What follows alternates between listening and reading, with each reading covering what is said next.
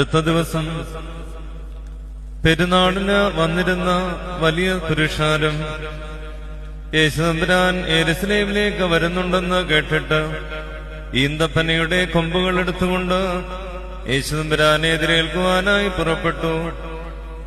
അവർ ഇങ്ങനെ ഉച്ചത്തിൽ വിളിച്ചു പറഞ്ഞു, ഊശാന ഊശാന, ഇസ്രായേലിന്റെ രാജാവായി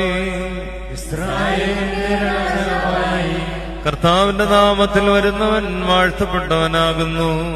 കർത്താവിന്റെ നാമത്തിൽ വരുന്നവൻ വാഴ്ത്തപ്പെട്ടവനാകുന്നു. ഊശാന ഊശാന, ഇസ്രായേലിന്റെ രാജാവായി ഇസ്രായേലിന്റെ രാജാവായി കർത്താവിന്റെ നാമത്തിൽ വരുന്നവൻ വാഴ്ത്തപ്പെട്ടവനാകുന്നു. കർത്താവിന്റെ നാമത്തിൽ വരുന്നവൻ വാഴ്ത്തപ്പെട്ടവനാകുന്നു. ഊശാന ഊശാന, ഇസ്രായേലിന്റെ രാജാവായി ഇസ്രായേലിന്റെ രാജാവായി കർത്താവിന്റെ നാമത്തിൽ വരുന്നവൻ വാഴ്ത്തപ്പെട്ടവനാകുന്നു. കർത്താവിന്റെ നാമത്തിൽ വരുന്നവൻ വാഴ്ത്തപ്പെട്ടവനാകുന്നു.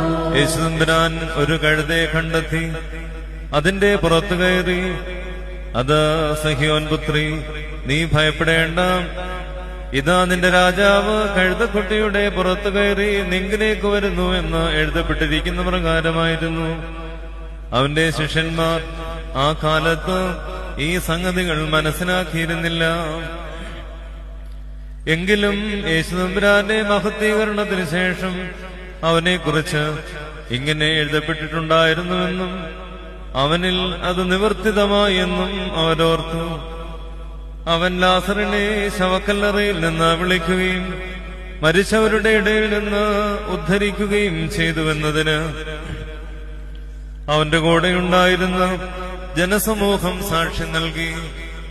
അവൻ ഈ അത്ഭുതം പ്രവർത്തിച്ചുവെന്ന് കേട്ടതുകൊണ്ട് വലിയ ജനസമൂഹം അവന്റെ എതിരേൽപ്പിനായി പുറപ്പെട്ടു. എന്നാൽ പരീശന്മാർ അന്യോന്യം, നിങ്ങളെ കൊണ്ട് ഒരു പ്രയോജനവുമില്ല, അതാ ലോകമാസകലം അവന്റെ പിന്നാലെ പൊയ്ക്കളഞ്ഞു എന്ന് പറഞ്ഞു. നിങ്ങൾക്കെല്ലാവർക്കും ശാന്തിയുണ്ടായിരിക്കട്ടെ.